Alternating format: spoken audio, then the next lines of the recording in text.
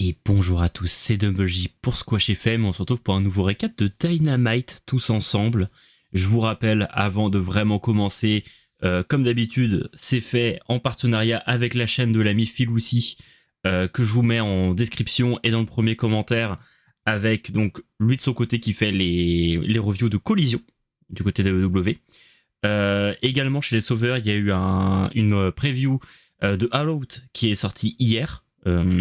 Donc n'hésitez pas à aller checker ça. Je vous mets tous les liens, de toute façon, dans la description. Donc n'hésitez pas à vous abonner à la chaîne des Sauveurs et à la chaîne de Phil aussi. Je vous mets tous les liens, etc. pour que vous puissiez voir tout ça. Il y a également une future vidéo des copains de Racing Life qui sort. Je me rappelle plus de la date, mais qui devrait plus tarder à sortir. Et dans la semaine qui arrive, une vidéo avec moi et Phil aussi sur la chaîne de Phil aussi également.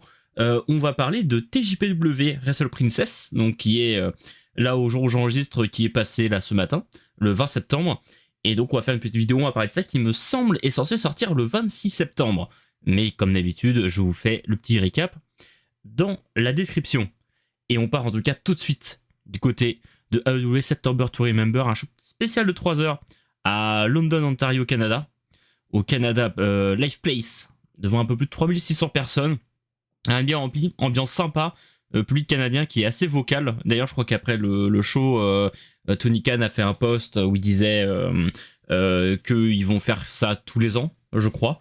Donc, cool, parce que c'est vrai que c'est une arène qui est bien remplie. Je sais pas si c'était plein.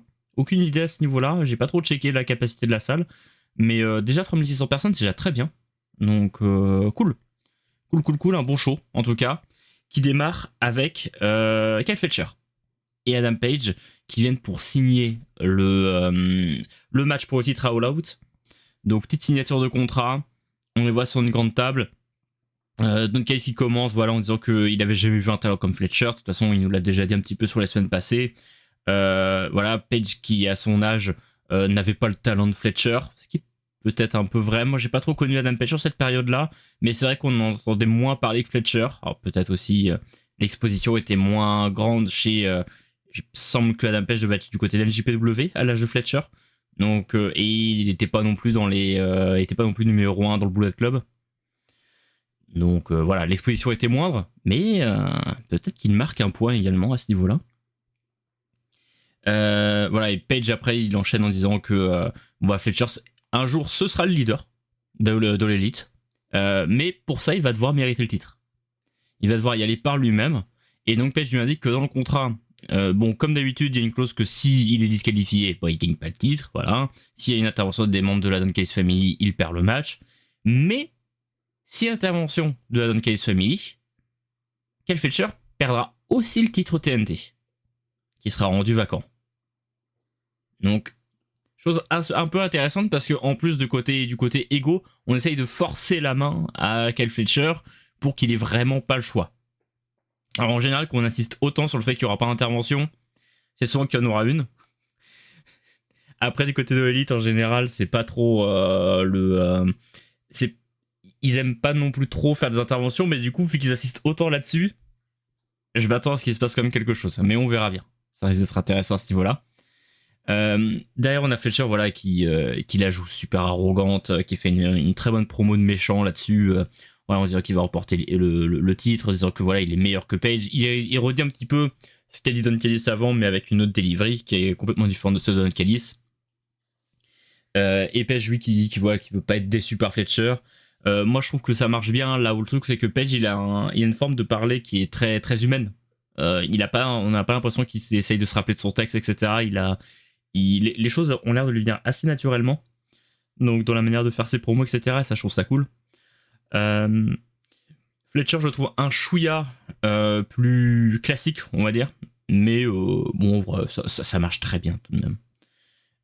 Et donc voilà, Fletcher qui dit qu'à la fin du show, il se rappelle, j'en sens, est incapable de tenir debout. Est-ce qu'il tiendra sa promesse? On verra ça plus tard.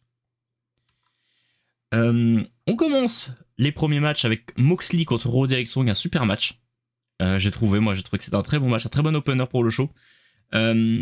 Bien entendu, le moment qui est un peu drôle, qui a tourné un peu sur les réseaux, le petit face-à-face entre Roderick Strong et Marina Shafir, où Marina Shafir peut pas s'empêcher de sourire. Ça, c'était assez drôle. Victoire de Moxley par soumission dans le match là.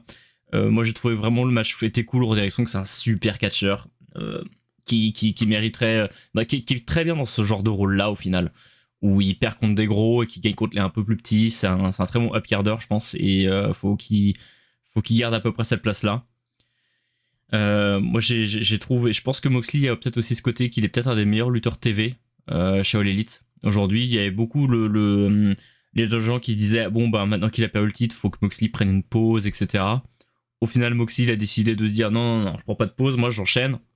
Et c'était une super décision parce que tout ce dans quoi il est embarqué depuis qu'il a perdu le titre c'est génial.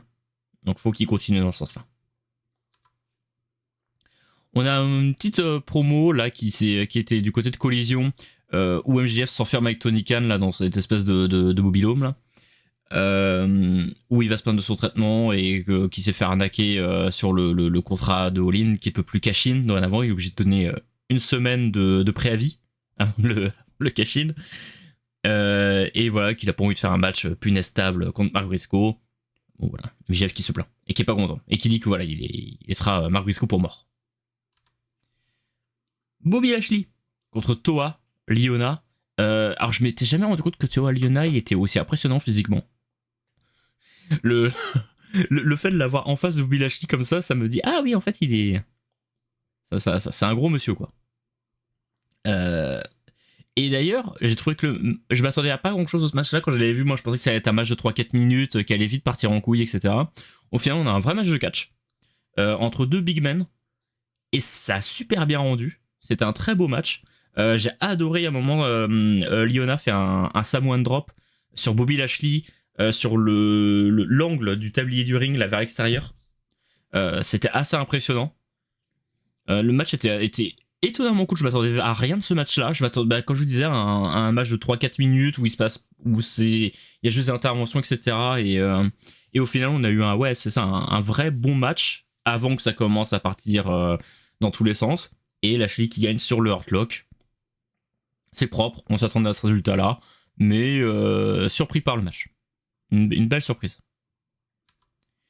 Copeland et Christian avec FTR, donc dans un segment où ils se sont mis d'accord pour dire voilà, il n'y aura pas de physicalité. Je sais pas si ce mot-là est français.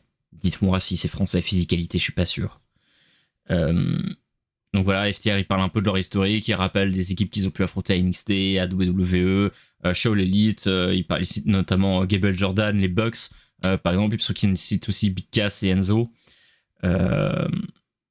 Voilà, donc ils disent que voilà, pour vous, certes, c'est un dream match de nous affronter, mais pour nous, bah, c'est un dimanche, quoi. C'est un dimanche comme les autres. Là où Copeland, en fait, derrière que c'est Cop qui prend le micro, et je trouve qu'il a une super delivery, je trouve qu'il arrive à rendre les trucs captivants, mais je trouve que ce qu'il dit est pas très intéressant. Ça c'est fou. Là où je trouve que j'ai l'exact inverse côté FTR, où je trouve les arguments plutôt convaincants, j'aime bien ce qu'ils disent, mais je trouve que la delivery elle peine un petit peu. Côté Coop, j'ai l'exact inverse, et j'adore l'écouter, mais quand j'écoute vraiment ce qu'il dit, je trouve pas ça très intéressant. Si on mettait les textes écrits côte à côte, y en a un que je ferais gagnant par rapport à l'autre largement, et ce serait plus côté FTR. Mais voilà, il fait une petite promo de babyface qui fonctionne bien avec le public. Christian qui bouge absolument pas pendant peut-être 6 minutes avant de prendre le micro et dire non, c'est pas Cope et Christian, c'est Christian et Cope.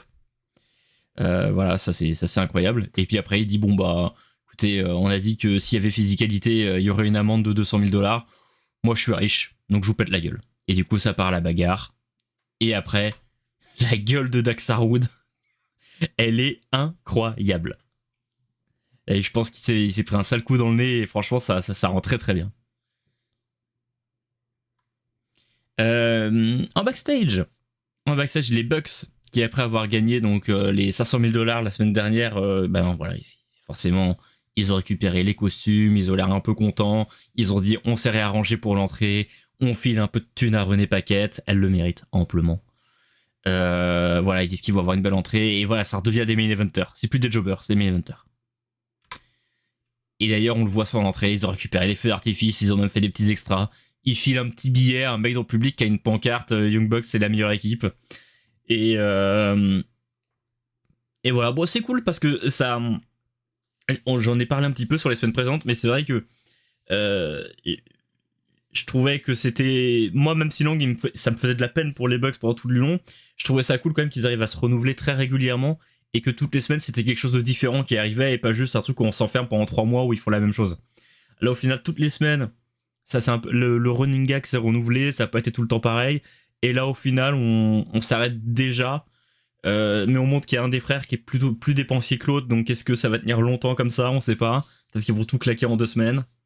Mais ouais, dans tous les cas, c'est un peu rigolo, moi j'aime bien. Et du coup, les Bucks qui affrontent Juice Robinson et Austin Gunn pour se qualifier dans le 4-way ladder match de All Out pour les titres tag team. Bon, une victoire des Bucks sans trop de surprise, hein, mais voilà, match sympa. Je pense que c'est peut-être le match que j'ai le moins aimé de la carte sur la partie Dynamite. Mais ça vraiment, pour le match que j'ai le moins aimé, ça reste un très bon 6 sur 10, je pense. Un très bon 6 sur 10. Et derrière, après ce match-là, on a enchaîné très vite sur le match suivant, et ça, j'ai beaucoup aimé. Sur le Beast Mortos Mascara Dorada, qui est pour le coup mon match préféré de la semaine, je pense. J'ai vu que c'était assez partagé, en tout cas, quand j'ai mis ma note cage match. J'ai vu que ça allait de très bas à très haut. Enfin, non, pas de très bas, ça allait de moyen à très haut. Donc, match pour se qualifier dans le freeway pour le titre unifié. Moi, j'ai adoré le match parce que je trouve que c'est très dur de faire un match avec énormément de spots, comme ça, où ça va à 100 à l'heure tout du long, où ça fait que de bouger, où tu fais que de faire des trucs. Et pour garder l'attention des gens et pas pour que les gens ne s'essoufflent pas, je trouve qu'on a eu exactement la bonne durée de match. Le match est pas trop long, il dure pile le temps qu'il faut. Tous les spots sont bien proposés, même les botches sont jolis. Dans ce match-là, à un moment, il y a c'est Mascaradorada, je crois, qui tente de sauter sur la 3ème corde depuis l'extérieur du ring. Et il glisse un peu, mais au final, c'est bien rattrapé par Beast Mortos qui redonne un truc un peu joli derrière. Non, tout est bien fait. Mascaradorada qui gagne, c'était peut-être un des seuls matchs avec du suspense du show. J'aime beaucoup le fait que Mascaradorada gagne. Déjà parce que c'est cool d'offrir du spotlight à un mec de CMLL. Ça redonne un petit peu de grain à CMLL. Puis bon, ils avaient beaucoup offert ces derniers mois, donc c'est cool que Mascaradorada aura son petit spotlight. Surtout que dans un match avec Takeshita et Okada, je pense que c'est sympa d'avoir un espèce de spot monkey à l'intérieur.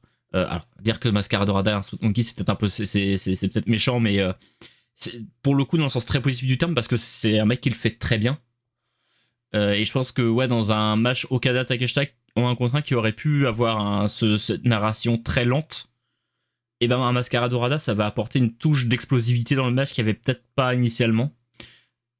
Et qui va en tout cas la forcer dans pas mal de moments. Donc je suis super curieux de voir ce match-là.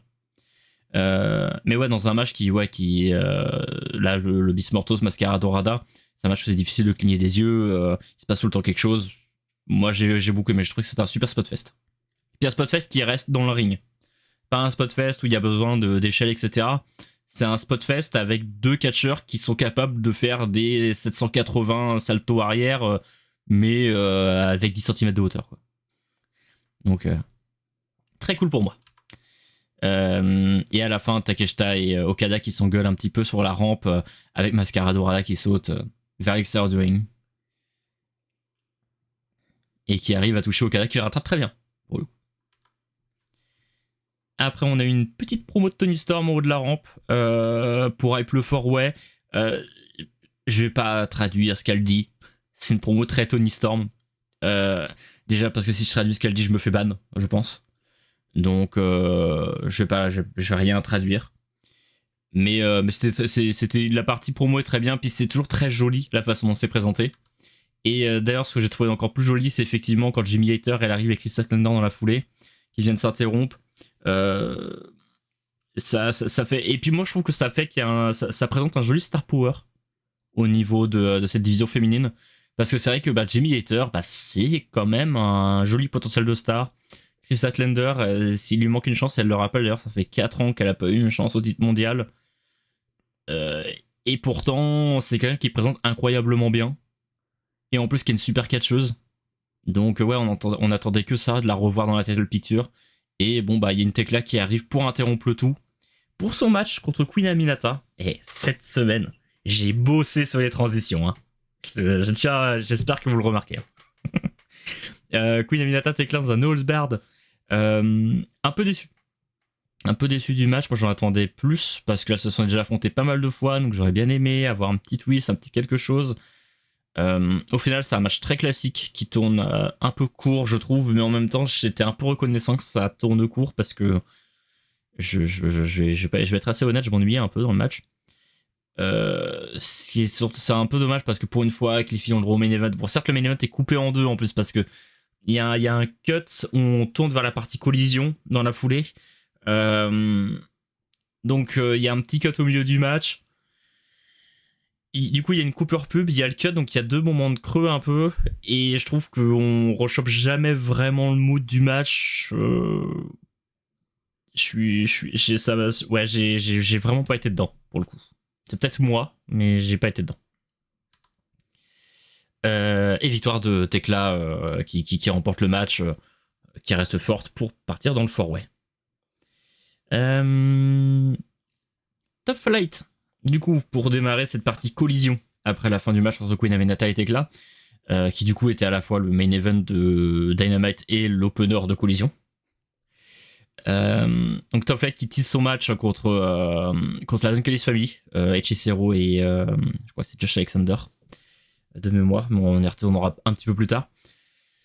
Donc voilà, il tease un peu le match et il y a Dampage qui arrive en disant que bon bah voilà, la Don Callis Family n'a pas le droit d'intervenir à All Out dans son match pour le titre, mais par contre ils peuvent tout à fait intervenir ce soir contre Top Flight, donc Adam Page couvrira leurs arrières. Jet Speed, Kevin Knight, Mike Bailey contre Killswitch et Kip Sabian. Pour ce qui est fait dans le 4-way ladder tie également, pour avoir, je crois qu'on avait toutes les équipes ce soir, il me semble. Ah, il en manquera une. Il en manquera une. Mais donc voilà, pour se qualifier en plus des Bucks et de Brody Doe, donc vous voyez l'image en bas à gauche de l'écran. Moi j'ai trouvé le match qui était un peu. Après le Queen Aminata Tekla, je trouvais que le match n'a pas aidé à reprendre du poil de la bête. Je trouve que le match est très mou. En fait, je trouvais que ça commençait bien. Et sur le coup, j'étais en mode ah tiens, je me rappelais pas que Kip Sabian c'était un bon catcheur. Mais je pense que ça dure 2 minutes. Après, je trouve que ça a jamais trop redécollé. Je trouve ça très dommage qu'on connaît Mike Bailey et Kevin Knight, qu'on sait ce qu'ils sont capables de proposer. Killswitch, je peux lui pardonner, il a eu une longue absence. On sait que bon bah voilà, ça a été dur pour lui. Je pense que là, s'il est resté en équipe, c'est aussi pour s'économiser un peu. Et bon, le match était plus tourné pour l'histoire, pour Killswitch, qui du coup va trahir Kip Sabian pendant le courant du match. Et c'est un peu le seul truc qu'il y aura à retenir du match, parce que sinon le match est assez mou. Et pas très très intéressant. Je pense même le public a pas mal déconnecté à ce moment-là. Mais voilà, c'est la seule chose qui permettra de trouver de l'intérêt dans ce match-là, c'est le turn de Killswitch sur Kip Sabian, qui le trahit en fin de match pour se barrer. Pour une Big Bill, j'ai l'impression qu'il l'a déjà fait cette promo. À un moment, j'ai eu le doute si c'était une rediff, mais voilà, pour ce qu'il dit, sera pas à All Out, et voilà, il dit que Eddie Kingston sera une fraude.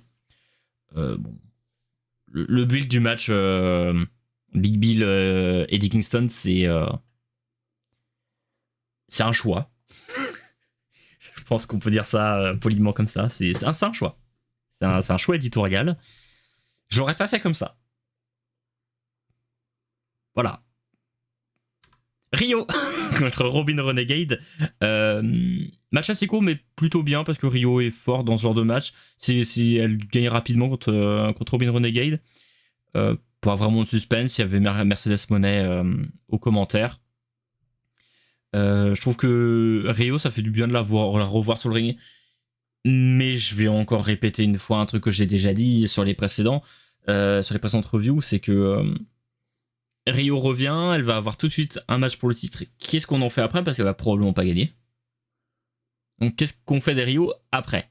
Et c'est ça qui va être intéressant, parce que Rio, on l'a pas vu pendant peut-être 8 mois, je pense, 8 mois, 1 an, dans ces eaux-là. Et elle revient pour avoir un shot pour le titre, pourquoi pas. Je suis content de voir Rio, donc moi ça me va. C'est une super catcheuse, j'adore ses dropkicks. Mais une fois qu'elle aura perdu contre Mercedes, qu'est-ce qu'on en fait? Est-ce qu'on va lui trouver un programme, ou est-ce qu'elle redisparaît pour aller du côté de Ring of Honor? C'est un peu le truc que je me pose. Et sinon, en tout cas, j'ai beaucoup aimé la perte de Robin Renegade. C'est un match court comme ça, belle présence. Belle présence de son côté. Et elle fait un vrai bon match. Donc, match qui sert aux deux, je trouve. Pour le coup. Top Flight contre la Dunkey Family de Hechicero et Josh Alexander. Il n'y avait pas beaucoup de suspense dans le match là. C'est encore un match de qualification donc pour le 4-way tag de All Out. Et du coup, bah si, on avait toutes les équipes, effectivement, après ce match-là, puisque le Dunkey Family va gagner et se qualifier pour le 4-way. Même si dans l'ensemble, il n'y a pas beaucoup de suspense, moi j'apprécie qu'on fasse l'effort d'eux. De faire des matchs de qualification. Déjà parce que ça permet de voir des équipes qu'on voit peut-être moins. Tu vois, Top Flight ces derniers temps, on les a pas énormément vus bosser. Là, c'est cool de les voir. Ils bossent, même s'ils perdent, ils font un vrai bon match. Ils n'ont pas beaucoup de temps d'antenne sur les dernières semaines, les derniers mois. Donc, les voir briller comme ça, montrer que c'est une vraie bonne équipe de mid-card, il y a un truc à sortir d'eux. Et si on faisait pas ces semblants de matchs de qualification, si on avait annoncé directement les équipes qui participent, et ben on aurait été privé d'un très bon match par équipe, et ça aurait été dommage. Et ben d'un rappel que Top Flight c'est une belle équipe, donc ouais, j'espère que on les verra un peu plus, que ça les aide à se poser un petit peu, ça permet de se révéler un chouille. Donc ouais, je trouve que Top Flight ils ont bien profité de leur temps d'antenne pour faire un tag match plutôt sympa où ils ont beaucoup brillé. C'est surtout eux qui se sont mis en avant. Les passages d'Hechicero sont incroyables. De toute façon, Hechicero, il est magnifique. Et d'ailleurs, ouais, peut-être petit mot sur le match-là, sur Danielson au commentaire, qui est vraiment très bon. Je pense qu'il est au courant que Hechicero est peut-être le moins connu des 4 pour le public AEW only. Donc dès qu'Hechicero fait quelque chose sur le ring, Danielson, il en fait tout le temps des caisses pour l'aider à se mettre en avant. Et c'est super cool. Et on sent qu'il comprend la dynamique. De toute façon, déjà, quand il avait fait quelques piges en commentateur, c'était déjà très bon par le passé. Et on sent que c'est un passionné et que c'est un mec qui connaît beaucoup de choses, quoi. Donc, c'est cool de l'entendre et c'était une bonne idée de faire le switch. Et bien entendu, après ça part en bagarre générale, c'était un peu attendu. Avec J-Speed, les Bucks qui interviennent, il y a Brodido également qui arrive, Lance Archer, Rocky Romero. D'ailleurs, Lance Archer et Rocky Romero qui finissent par attraper Christopher Daniels à la fin sur le ring. En bien entendu, Adam Page qui vient pour sauver Christopher Daniels. Et derrière, Fletcher arrive par derrière. Et il arrive à prendre l'avantage avec la force du nombre. Et Kyle Fletcher fait passer Adam Page à travers une table avec un brainbuster. Adam Page n'arrive pas à se lever. Il n'est pas en sang, cependant. Et Fletcher va célébrer cette petite victoire avant All Out en soulevant les 2 titres. Et c'est vrai que ça a un peu de gueule. Ça a quand même un peu de gueule. Et très pressé de voir All Out. Et d'ailleurs, si vous êtes pressé de voir All Out, n'hésitez pas. Normalement, cette review de Dynamite devrait sortir un petit peu avant. Donc n'hésitez pas à vous brancher sur All Out dans la foulée. Et si vous avez encore le temps, que vous la regardez assez tôt, vous pouvez également aller voir la preview d'All Out des Sauveurs. Comme ça, vous faites un petit après-midi spécial AEW. Et j'espère que vous avez regardé Wrestle Princess ce matin. C'est tout. C'est tout pour moi. Je vous remercie de m'avoir écouté et je vous dis à la prochaine. Salut.